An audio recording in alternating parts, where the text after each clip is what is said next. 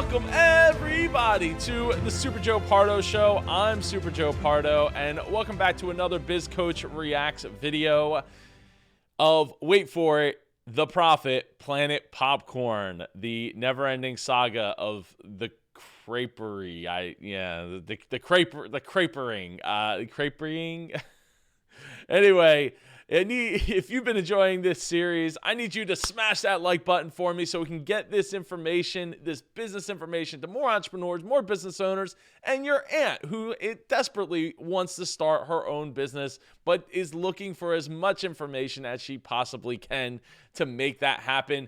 Anyway, we're going to get started here. If you haven't watched part one of this series, if you're finding this a little later, then click that button up at the top of the screen and go back and watch part one. Let's get into it. Guys, here's what I need help with today. We're going to start with getting this place cleaned up. Here. Are these clean? Oh, look at that. Again, run a business clean. if it's not clean. Not only are we getting this. I hope he's going through and making sure that there is no money in inside those books and things that they're throwing out. Double checking everything. You never know when a loose 20 is going to be in there. This office cleaned up, but we're installing security cameras, both inside the office and out at the popcorn trailers.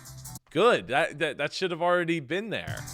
So the cameras are going to go inside. Okay. And they'll be able to monitor kind of the workflow and everything else. Okay. So you'll be able to kind of see what people are doing or what they're Not doing. Popcorn is now being organized and boxed up in a new. Oh, look at that. Inventory. See, inventory management is the key to businesses that require it, right? Like that makes so much sense. Who's counting it, the date. It's just simple things like that that can make the world a difference.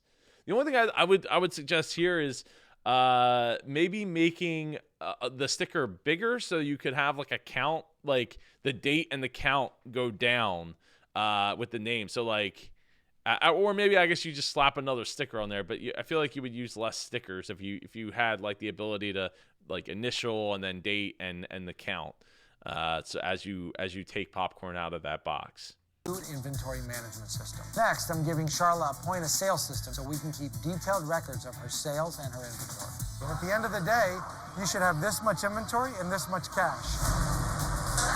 Hopefully, like this much inventory and this much cash and this much cash.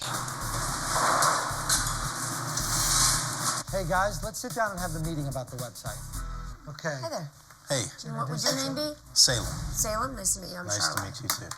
You're the internet web design That's guy? correct. Okay. So this is a typical storefront. This is just for market purposes. Sure. These are just I understand. ideas. So I'm envisioning two separate. Let's take a look at this. So for anyone who doesn't know, I'm also a website connoisseur. I've been building websites since 96, 97. So this looks great. It looks simple, clean, nice box out layout. In fact, even though this episode was probably filmed in 2012 or 2013, still looks like, as long as it's responsive, it should be good to this day. Websites. Pop1.com. The organic sister brand. Yes, because you can. Pop1.com. So they want to make organic popcorn as well, which again is a differentiator. There probably isn't that many of those types of companies out there. Maybe now there is at this point. Now it's like 7 years, 8 years later. But being able to sell it over the internet on a great looking website that again looks great to me is a great opportunity for business. The business. They got So a you different separate brand, right. and creates more opportunities to bring in more traffic from the search engines. Yeah, and the reason is because people are looking specifically for, organic options and organic popcorn, and they'll be like, oh, there's an organic brand here. And like, it doesn't matter as much that they have, the Planet Popcorn brand to those people because they're not interested. They want the organic popcorn. Somebody might Google organic, and if I had a separate webpage, you'd take them to Pop1, exactly. Having a website is the cheapest store you could possibly have. It's a 24 Low overhead. 4-hour store, 7 days a week, with the lowest cost. The other person that I brought in helped redesign a lot of packaging. Packaging is one of the easiest things to do to increase sales and profit. Great packaging will sell a product before anything else. So I'm going to change the design so it's less carnival-like, and I'm going to change the package itself. What we did basically is we took the logo and we tried to freshen it up, give it a stronger overall powerful look. At the same time, still staying with the planet theme. We obviously tried to tie in the planets. And then this look here is obviously a little less outer space. We still tried to tie in the planets. It looks nice. She does not look like she likes it. I'm not going to say that it's the greatest looking thing. I don't think it's bad, but I think what that gets you at least is an opportunity to like have a jumping point for your new brand. We still tried to tie in the planets. It looks nice. I like it. Okay, so before we go any further, this I'm not changing. I like my brand right there. He's like, what am I doing here? What I want to make sure you understand, Charla, is where we're going to make more money is the cleanliness of our presentation, the creativeness of the names. Are you okay with the packaging other than the actual icon itself? If this was here, I agree on the black background. My brand, as long as it's my brand, I'm good. I mean, you've said that 11 times. We're good. We got it. 12. My brand. We got it. Okay. So what we're also going to do today is talk about the mechanism which.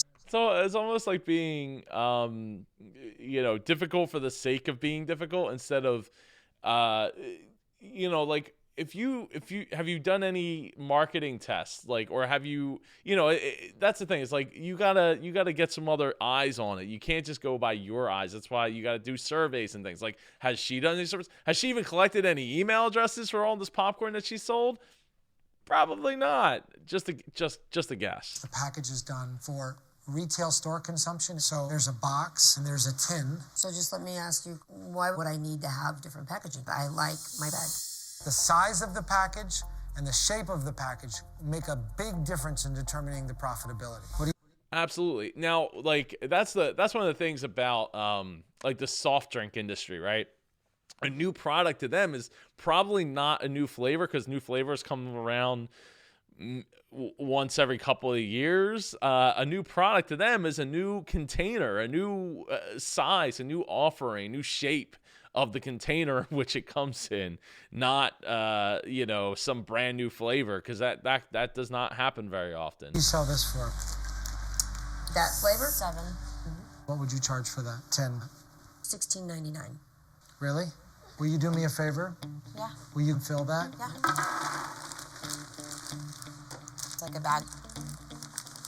What does this bag cost? 17 cents. What would that tin cost? 80 cents. Oh. So right around $7 is what you would retail that bag. You pulled 16 out of the air for the tin. I did, but I thought that tin was going to be pretty expensive. That's right. Where we're going to make more money is that perceived value.